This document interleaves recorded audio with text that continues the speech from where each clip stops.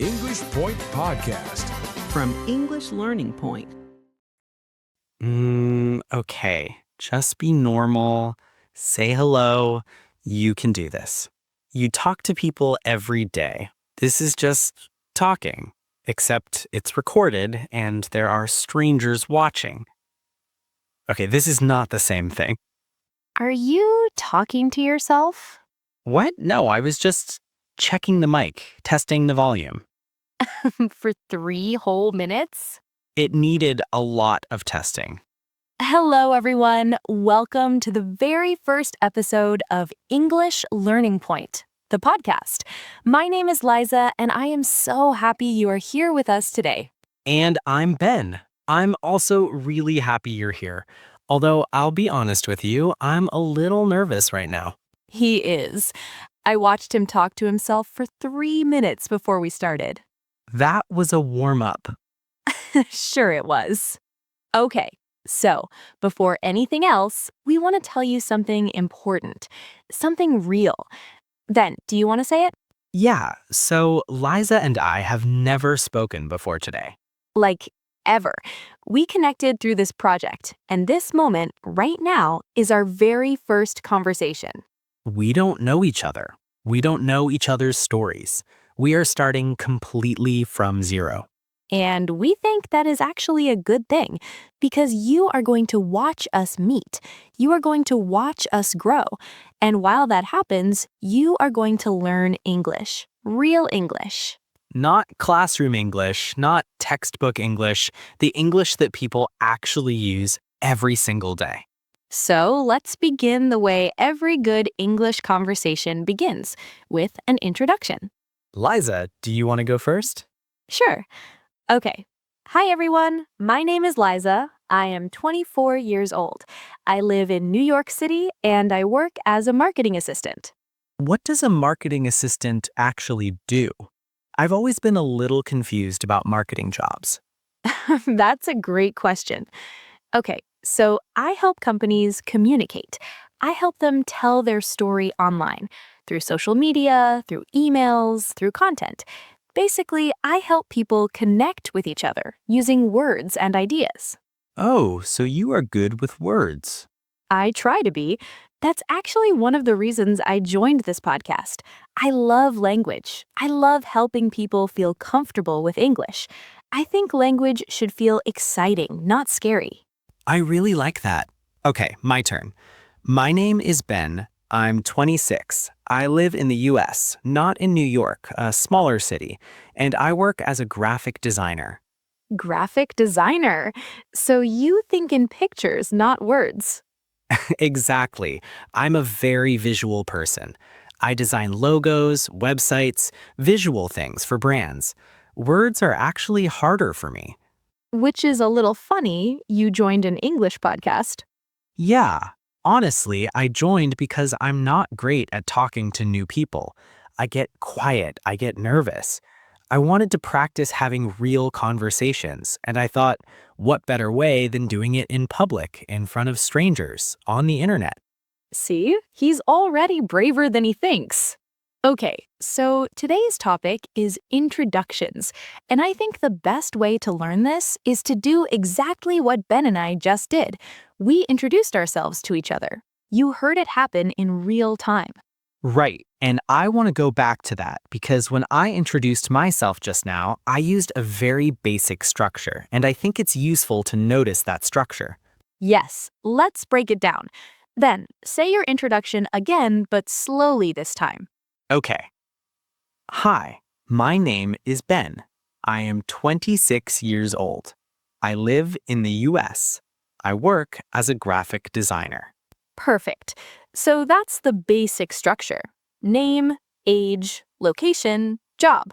4 simple pieces of information. And that is enough to introduce yourself to anyone, at a party, at work, online, anywhere. But Liza, that sounds a little flat. Like if I said that to someone at a party, they might just say, okay, cool, and walk away. That's so true. A basic introduction is a starting point, but if you want people to remember you, you need to add one more thing. What's that? Something personal, something interesting. One sentence about what you like, what you care about, what makes you different. Give me an example. Okay, watch. Hi, I'm Liza. I'm 24, I live in New York, and I work in marketing. I love reading books. I try to read at least one book every month. And I'm weirdly passionate about cooking even though I'm still learning. See, that's so much better. Now I feel like I know you a little. I know what you care about. And I have something to ask you about. Books, cooking. Exactly. That last sentence, the personal part, is what opens the door to real conversation. Without it, an introduction is just information. With it, it becomes a connection. Okay, so let me try mine again with the personal part.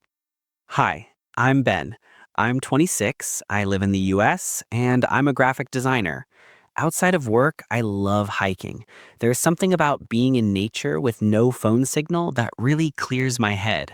Oh, that's great. No phone signal that clears my head. That's such a real, relatable thing to say. Now I want to ask you about it. Right, that's the point. And notice, Ben used a slightly more complex sentence at the end. There's something about being in nature that clears my head. This is B1 level. If you're at A2 level, you can keep it simple. I love hiking. It makes me feel relaxed. Both are good. Both are correct. The more you practice, the more natural the longer sentences become. Now, here's something important. In English, introductions sound different depending on where you are. A formal introduction, like in a job interview or a business meeting, sounds different from an informal introduction at a party or a cafe. Can you show us the difference? Sure. Formal first. Imagine I'm meeting my boss's boss for the first time. Changes her posture, voice slightly more careful. Good morning. My name is Liza Carter. I'm a marketing assistant at the company. It's a pleasure to meet you. Clean, professional, short sentences. Now, informal. Imagine I'm at a friend's birthday party and I meet someone new. Relaxes, smiles. Hey, I'm Liza. I work in marketing, but honestly, I spend most of my time reading books and trying not to burn dinner. See how the information is almost the same, but the feeling is completely different. That's because of word choice and tone. In formal situations, use my name is instead of I'm. Use it's a pleasure to meet you instead of nice to meet you or hey. Keep your sentences short and clear. In informal situations, you can be playful, you can use humor. You can say things like honestly or I mean, words that make you sound natural and relaxed. And here's one more thing. Responding to an introduction. When someone says, nice to meet you, what do you say back? Most people just say you too or nice to meet you too. Right, and that's totally fine. But you can make it warmer by adding one word. It's really nice to meet you. Or likewise, I've heard great things about you. That last one is nice in professional situations. What if you haven't heard anything about them? Then just say, nice to meet you too, and smile. Simple always works. Okay, now let's practice.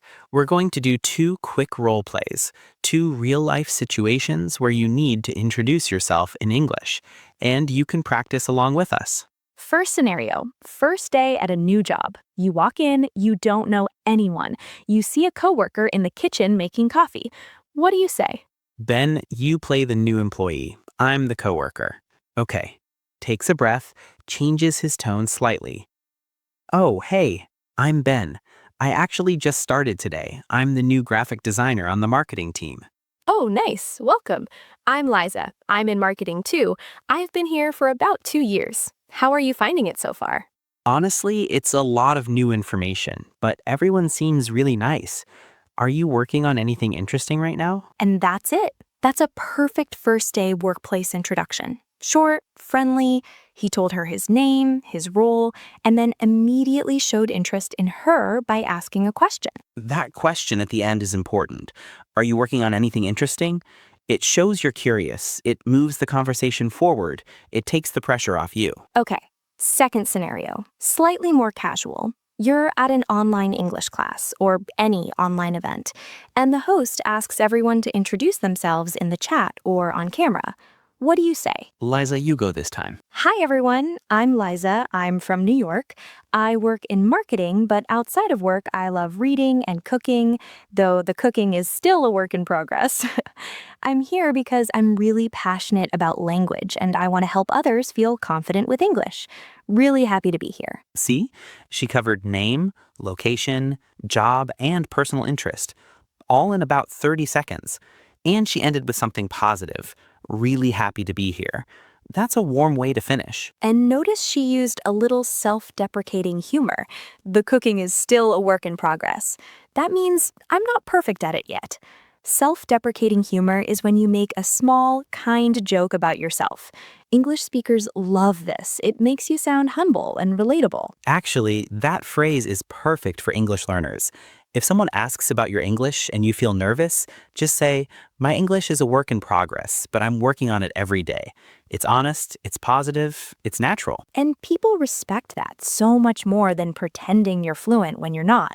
Nobody expects perfection. What people love is effort. Ben, can I ask you something?